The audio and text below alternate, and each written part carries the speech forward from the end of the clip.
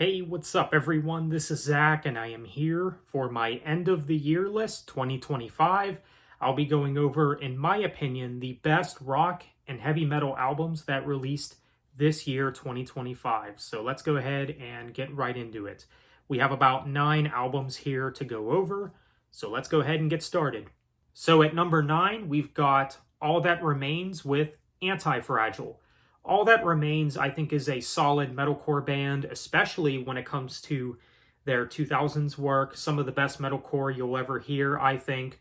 But then when they got to the 2010s, that's when their material started to become pretty hit and miss, but mostly miss, unfortunately, I would say.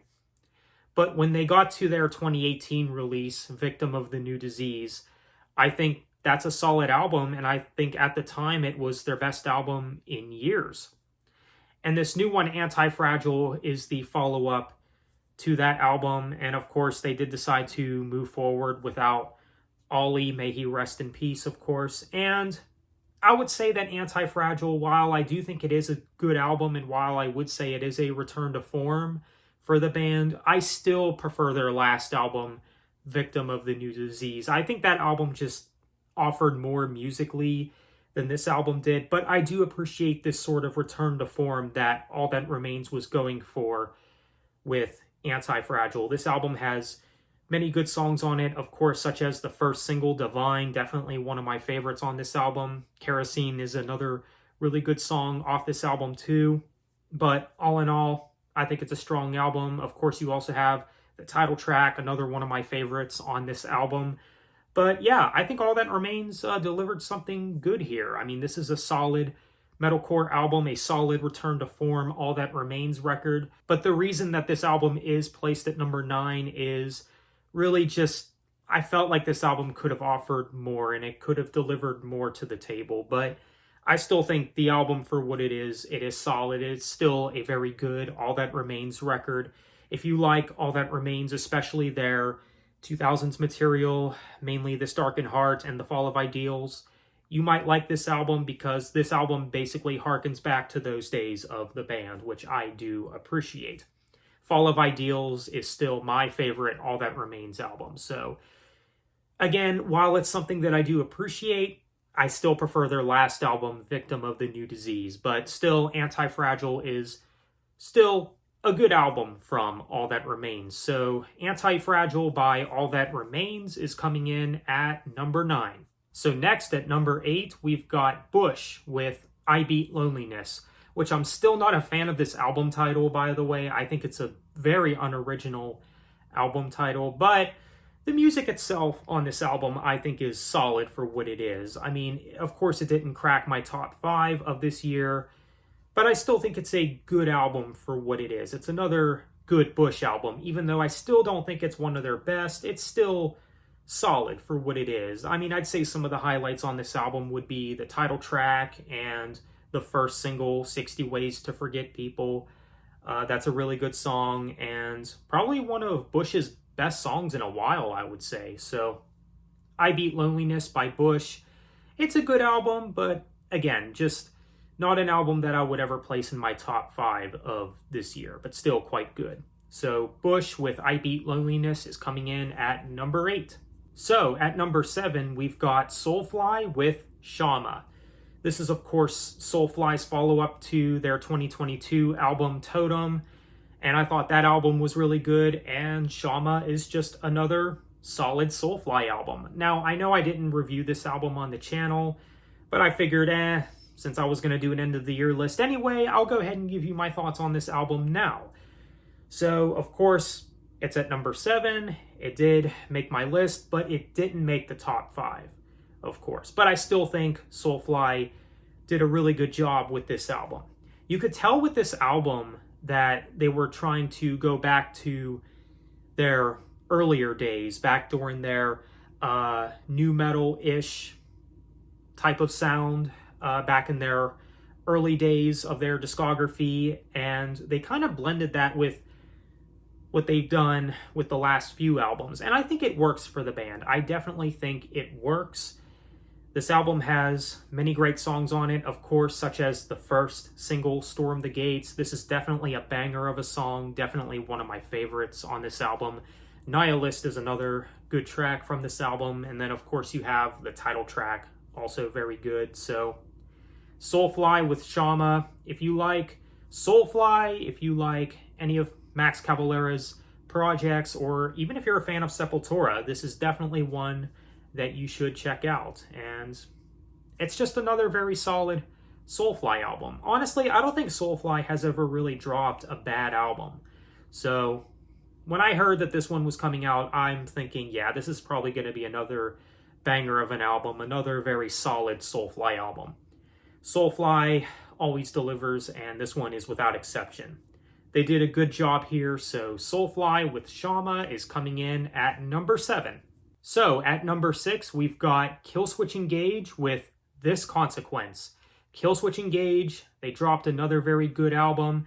This is a band that just never seems to fail. I would say they're, of course, one of the legends in metalcore, arguably one of the best bands in metalcore, and I would say so. Now, I would say that This Consequence is a step down from their last album, Atonement, which I do think is one of their best. But even though I think This Consequence is a step down, I still think it is a very good album, a very good metalcore release, and of course, a very good Killswitch Engage album. Jesse sounds good on here vocally, and so does the rest of the band. Everyone does a good job here. Of course, you do have many great songs, such as Abandon Us, the opening track. It has a really good chorus. I even like the singles, Forever Aligned and I Believe. Requiem is a very solid closing track from this album too. So Killswitch Engage, they delivered with this album. If you like Killswitch Engage, or if you like early 2000s metalcore, this album is definitely something that you will enjoy. So This Consequence by Killswitch Engage, really good album. So that's what's coming in at number 6. So here we are at the top 5. Number 5, 3 Days Grace with Alien Nation. This is 3 Days Grace's first album since Transit of Venus to have Adam on vocals, but of course, Matt Walst is still in the band. They're just doing vocals together on this album, and I think it works. And overall, I would say that this is 3 Days Grace's best album in years. It's a very solid hard rock album, a very solid 3 Days Grace album that has many great songs on it. Of course, you have Apologies, Mayday, you have Never Ordinary, you have the title track. This album has many good songs on it that are very enjoyable. Again, I think that this is some of their best work in years. So if you are a 3 Days Grace fan, or you're a fan of hard rock, 2000s rock, post-grunge, this is definitely one that you should check out. So 3 Days Grace with Alien Nation is coming in at number 5. So now at number 4, Testament with Parabellum. Definitely the best thrash album of 2025, I'd say. Testament, they never fail. They always seem to deliver, and this is, of course, the follow-up to 2020's Titans of Creation. And Parabellum, I do think, is a solid follow-up, a very good album, maybe one of their heaviest, too. But, of course, this album isn't just heavy all the way through. You do have moments where the album does, go into other sections. Of course, you have a more melodic track, which is meant to be a very good track from this album. Of course, I did like the singles, especially Shadow People, another very good song from this album. So all in all, Testament, they did a good job here. They did a very fine job with Parabellum. It's a very solid Testament album. If you're a fan of Testament, or if you're a fan of thrash metal, this is definitely one that you should check out. So Parabellum by Testament is coming in at number 4. So now at number 3, Demon Hunter with There Was a Light Here. This is an album that I was definitely looking forward to, and even when they started teasing this album out with the singles that they've been dropping and the new band images and just how they've been going about things, I kind of figured that Demon Hunter would be releasing a new album this year. And of course they did with There Was a Light Here.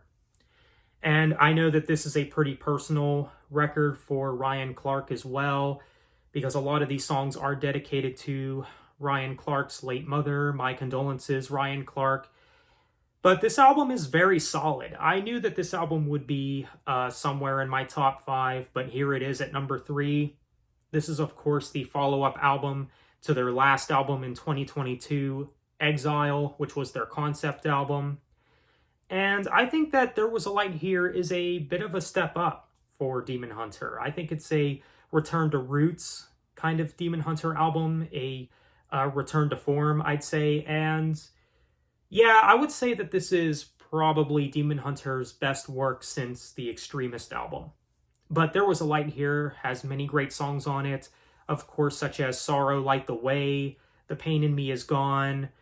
By a Thread is a song that's been really growing on me more and more. That's pretty much grown to be one of my favorites on this album. It's basically like a classic Demon Hunter track.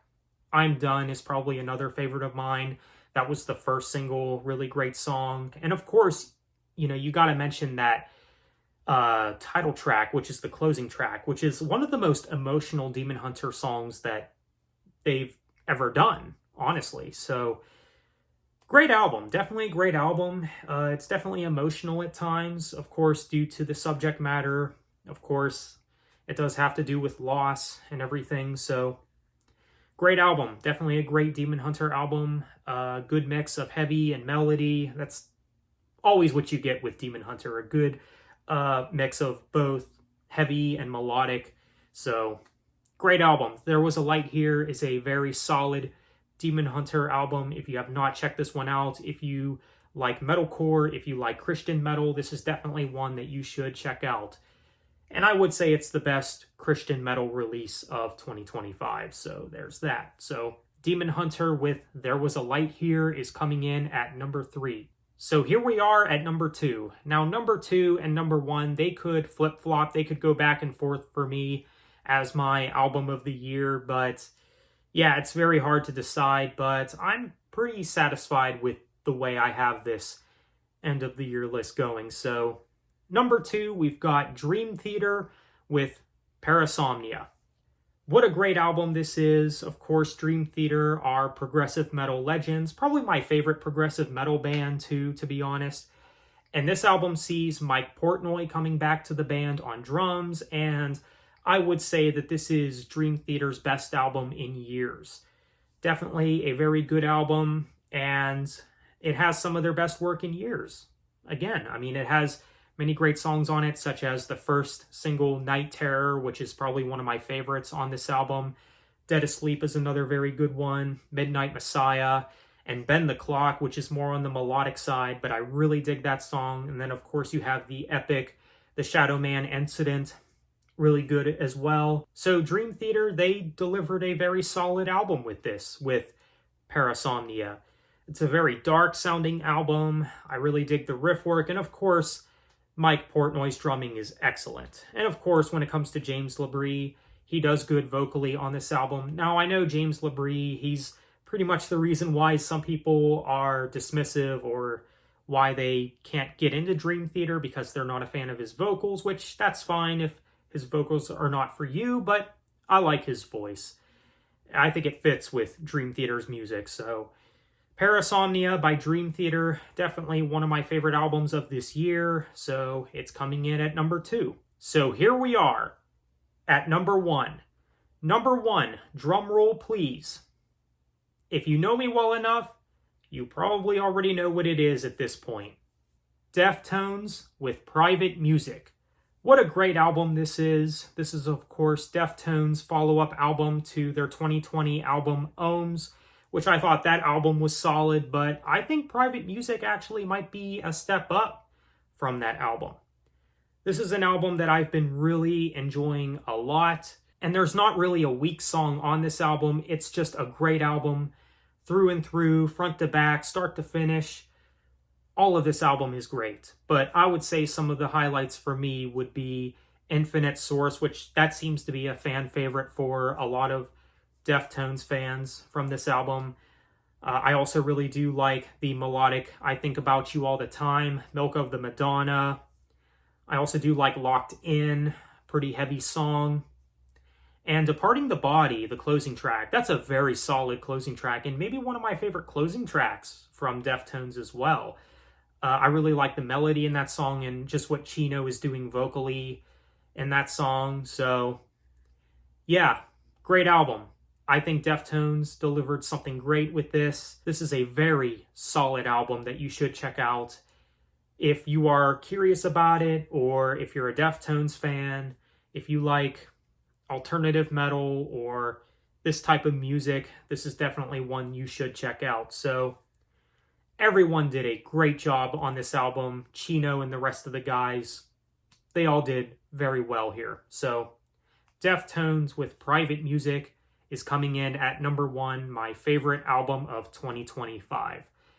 So let me know what you think of my end of the year list, and let me know in the comments, what are your favorite albums of 2025? Let me know. So with that said, thank you all for watching, take care, and have a good one.